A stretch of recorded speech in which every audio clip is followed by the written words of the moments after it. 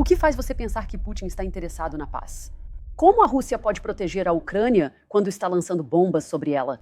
Vice-presidente J.D. Vance, bem-vindo de volta ao Meet the Press. Obrigado. Bem-vindo à minha casa. Obrigado. É maravilhoso estar aqui e realmente apreciamos o tempo com você. Claro. Temos muitos tópicos para abordar. Tive a oportunidade de falar com o ministro das Relações Exteriores da Rússia. Ouvi. Sim, ele diz que no momento não há nenhuma reunião planejada entre o presidente Putin e o presidente Zelensky e acrescentou que primeiro é preciso haver uma agenda, dizendo, entre aspas, essa agenda não está pronta de jeito nenhum. Os russos estão enganando o presidente Trump? Não, de jeito nenhum, Kristen. Eu acho que os russos fizeram concessões significativas ao presidente Trump pela primeira vez em 3 anos e meio deste conflito.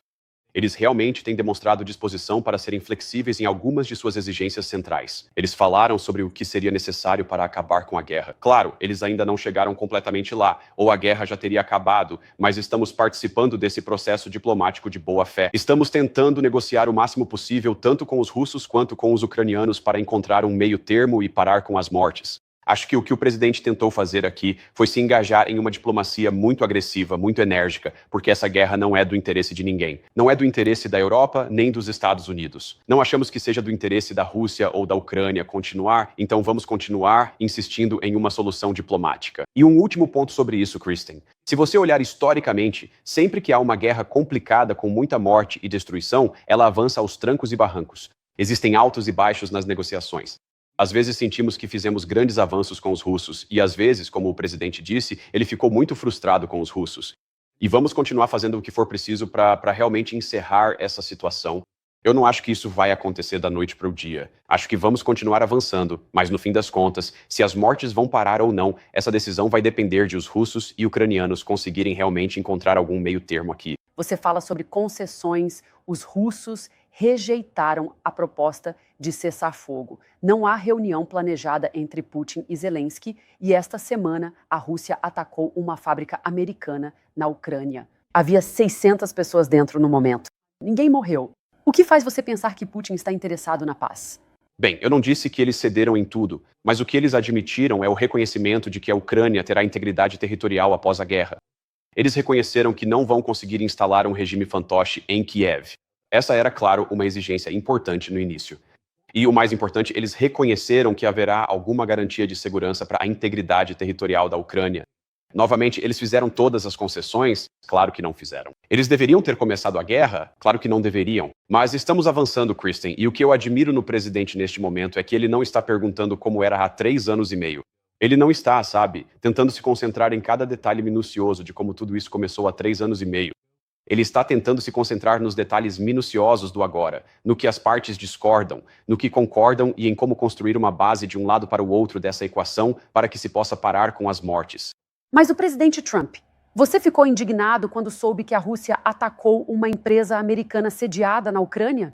Isso não foi um tapa na cara do processo de paz? Eu não gosto disso, Kristen, mas isso é uma guerra e é por isso que queremos parar as mortes. Os russos fizeram muitas coisas que não gostamos. Muitos civis morreram. Nós condenamos essas coisas desde o início e, francamente, o presidente Trump fez mais para aplicar pressão e exercer influência econômica sobre os russos, certamente mais do que Joe Biden fez durante 3 anos e meio, quando só falou, mas não fez nada para acabar com as mortes. Então você me perguntou do que eu estou indignado. O que me indigna é a continuação da guerra. O que me indigna é uma presidência de Joe Biden, que por 3 anos não fez nada para acabar com as mortes. O que realmente me anima agora é que temos um presidente que está engajado em uma diplomacia enérgica para tentar parar as mortes. É assim que deve ser. Acho que o povo americano deveria se orgulhar disso, e seja qual for o resultado, se a guerra acabar em 3 meses, 6 meses, ou espero que não demore mais, mas talvez devemos nos orgulhar de ter um presidente que está tentando acabar com as mortes. Aliás, ele já fez isso, 6 guerras que o presidente conseguiu encerrar ao redor do mundo. Esta seria a 7ª. É a mais complicada, mas estamos tentando apesar disso. Tive a oportunidade de entrevistar o secretário Rubio na semana passada e ele disse que, na verdade, não acredita que novas sanções forçariam Putin a um cessar-fogo. As sanções estão fora de questão agora, senhor vice-presidente? As sanções não estão fora de questão, mas vamos tomar essas decisões caso a caso. O que achamos que realmente vai exercer o tipo certo de pressão para trazer os russos à mesa de negociações. Agora, você disse que as sanções não levariam a um cessar-fogo. Acho que isso é obviamente correto. Se você observar a forma como os russos têm se comportado, eles não querem um cessar-fogo. Eles não querem um cessar-fogo por razões complexas. Nós, é claro, temos pressionado por um cessar-fogo, mas novamente não controlamos o que a Rússia faz. Se controlássemos, a guerra já teria acabado há 7 meses. O que acreditamos, no entanto, é que ainda temos muitas cartas na manga. O presidente dos Estados Unidos ainda tem muitos recursos para aplicar pressão e tentar encerrar esse conflito, e é isso que vamos fazer. Você me leva à minha próxima pergunta. Onde exatamente está a pressão sobre a Rússia para fazer qualquer coisa se vocês não estão impondo novas sanções neste momento? Como vocês conseguem levá-los a sentar à mesa com Zelensky e parar de lançar bombas? Olha, Kristen, acho que essa pergunta revela um equívoco fundamental sobre onde estamos. O presidente aplicou uma alavancagem econômica agressiva. Por exemplo, as tarifas secundárias sobre a Índia para tentar dificultar o enriquecimento dos russos por meio da economia petrolífera. Ele tentou deixar claro que a Rússia pode ser convidada novamente para a economia mundial se parar com a matança, mas eles continuarão isolados se não pararem com a matança. O presidente aplicou mais pressão econômica sobre os russos para interromper esta guerra do que Biden fez em 3 anos. Você sabe, Então, a ideia de que não estamos fazendo nada, na verdade, já estamos agindo agora, e é assim que a negociação funciona. Você faz algo, conversa com as partes, tenta ver se há um entendimento mútuo. Mais uma vez, acreditamos que já vimos algumas concessões significativas de ambos os lados só nas últimas semanas. Eventualmente, vamos ter sucesso ou vamos bater de frente com uma parede. E se batermos de frente com uma parede, então vamos continuar esse processo de negociação, de aplicar pressão. É essa diplomacia enérgica que vai encerrar essa guerra. eu entendo o que você diz sobre a Índia. Na verdade, a China é o maior comprador de petróleo russo. Eles estão próximos, similares. Por que sanções contra a China? Bem, obviamente temos uma tarifa de 54% sobre a RPC neste momento, então já aplicamos sanções bastante pesadas aos chineses e tivemos várias conversas em todos os níveis de governo para tentar incentivar os chineses a serem parceiros melhores para encerrar essa guerra. Então, novamente, acho que a pergunta revela um certo desconhecimento do que está acontecendo. Estamos aplicando uma pressão econômica agressiva para encerrar essa guerra?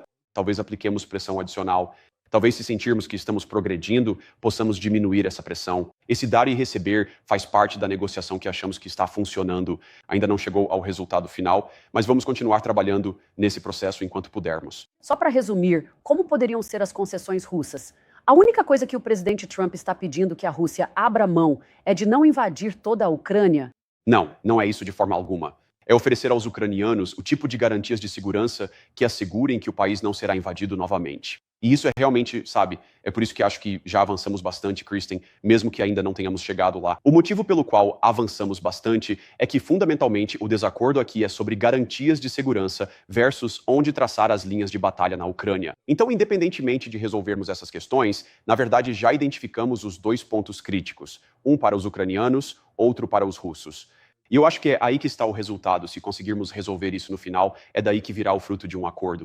Quero falar sobre garantias de segurança, mas muito rapidamente. Se a Rússia tiver permissão para ficar com qualquer parte do território que tomou ilegalmente, que mensagem isso envia à China? Isso dá sinal verde para a China invadir Taiwan? Isso dá luz verde à Rússia para invadir outros países europeus, que é o que preocupa seus aliados europeus?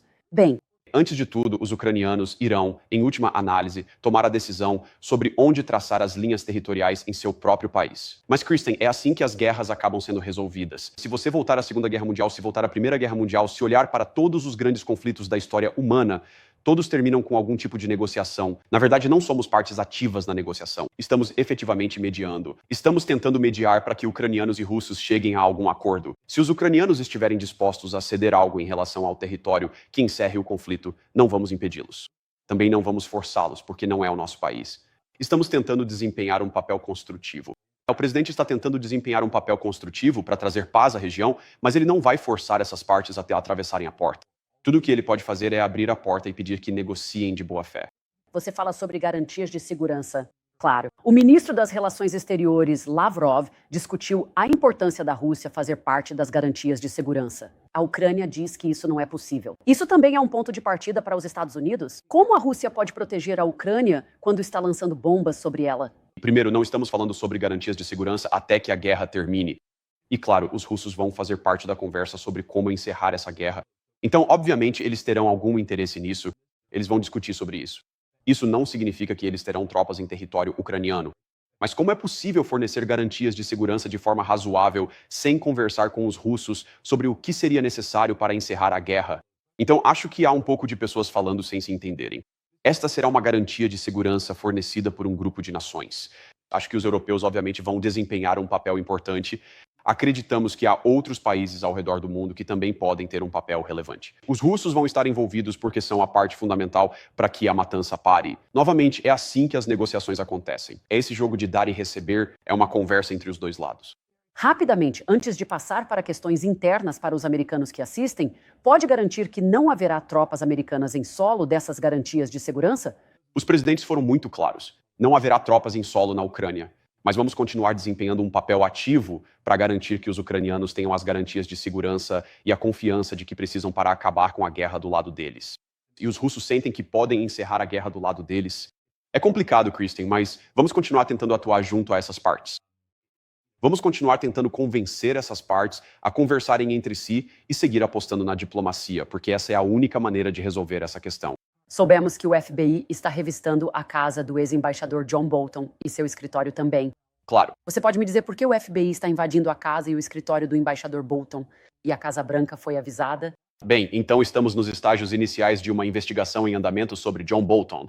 Eu diria que vamos deixar essa investigação prosseguir. O que posso dizer é que, diferentemente do Departamento de Justiça de Biden e do FBI de Biden, nossas agências policiais serão movidas pela lei e não pela política. E então, se acharmos que o embaixador Bolton cometeu um crime, é claro que, eventualmente, haverá processos. Mas como você sabe, Kristen, tudo isso faz parte da coleta de evidências, tentando entender algo que nos preocupa. E claro, vou deixar o FBI comentar sobre a próxima etapa da investigação. Qual é a raiz disso? Isso tem a ver com documentos confidenciais? Bem, novamente vou deixar o FBI falar sobre isso. Documentos confidenciais certamente fazem parte disso, mas acho que há uma preocupação mais ampla sobre o embaixador Bolton. Eles vão investigar e, como eu disse, se não houver crime aqui, não vamos processar. Se houver um crime aqui, é claro que o embaixador Bolton terá seu dia no tribunal. É assim que deve ser. Mas, novamente, nosso foco aqui é: ele quebrou a lei? Ele cometeu crimes contra o povo americano? Se sim, então ele merece ser processado. E, enquanto temos essa conversa, o embaixador Bolton foi detido, levado sob custódia, preso de alguma forma? Essa notícia acabou de sair esta manhã e o FBI... Eu não falei com o FBI esta manhã. Eu não sei a resposta para essa pergunta. Presumo que ele não foi detido e não será detido até que haja um processo real, se isso realmente acontecer. Bem, como você sabe, o embaixador Bolton é um crítico frequente, claro, do presidente Trump. Ele também está na lista de inimigos de Kash Patel. Bem, a administração já revogou sua autorização de segurança à proteção do serviço secreto. O embaixador Bolton está sendo alvo por ser um crítico do presidente Trump? Não, de jeito nenhum. E, na verdade, se estivéssemos tentando fazer isso, apresentaríamos processos aleatoriamente, como fez o Departamento de Justiça, processos que foram rejeitados pelo tribunal. Se formos abrir um caso, e claro, ainda não fizemos isso, o Departamento de Justiça ainda não fez isso. Estamos investigando o embaixador Bolton, mas se abrirem um processo, será porque determinaram que ele violou a lei. Agiremos com cautela, seremos criteriosos, pois não achamos que prender pessoas aleatoriamente, mesmo que discordem de nós politicamente, talvez especialmente se discordarem de nós politicamente, não jogar pessoas na prisão sem critério.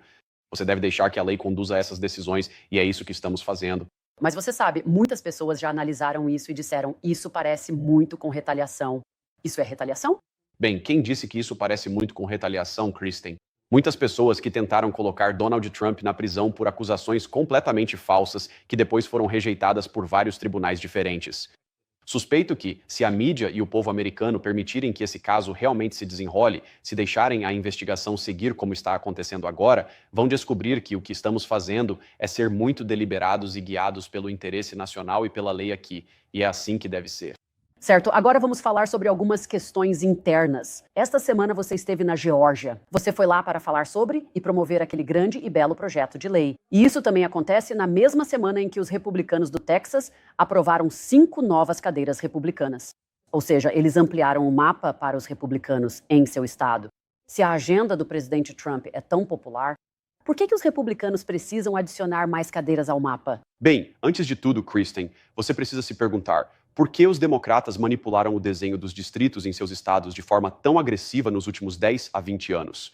Se você olhar, por exemplo, para o voto popular em muitos desses estados e em Massachusetts, onde 32% dos moradores votaram em republicanos, não há nenhum representante federal republicano.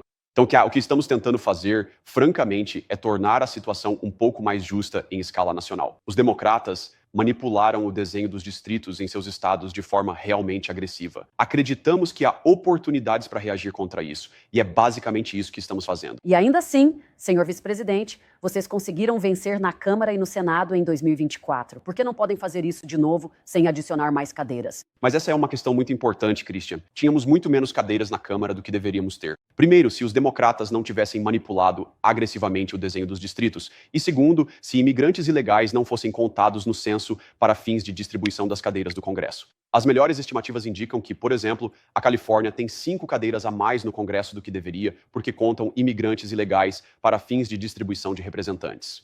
Enquanto isso, Ohio, meu estado natal, perdeu um representante. Estamos literalmente perdendo representantes para cidadãos americanos a fim de dar representação no Congresso a imigrantes ilegais. Republicanos tentam equilibrar a balança por justiça básica e pela integridade da nossa democracia, algo pelo qual o presidente se importa tanto quanto qualquer pessoa no país. Mas é claro que pessoas que estão aqui e que não são documentadas não têm direito a votar, mas eles não são elegíveis para votar, mas entram na apuração para a distribuição de cadeiras no Congresso. É por isso que a Califórnia tem tantas cadeiras a mais, porque contam os imigrantes. Então, mesmo que eles não votem, bem, alguns deles na verdade votam, mas esperamos que a maioria não vote. Eles acabam recebendo representação no Congresso que, por direito, deveria ir para americanos. Estamos quase sem tempo, então mais duas rápidas. A administração enviou a Guarda Nacional para Washington, D.C. para reprimir o crime. Você os visitou esta semana. Pelo menos 6 estados republicanos estão enviando suas tropas da Guarda Nacional como reforço. Muitos desses estados têm cidades com taxas de criminalidade piores que Washington, D.C. Por que esses estados não enviam tropas da Guarda Nacional para seus próprios estados para lidar com o crime? Isso é uma possibilidade? Bem, veja, se os governadores locais quiserem tomar essa decisão, vamos deixar isso a cargo deles, mas o que temos controle é sobre a capital do país.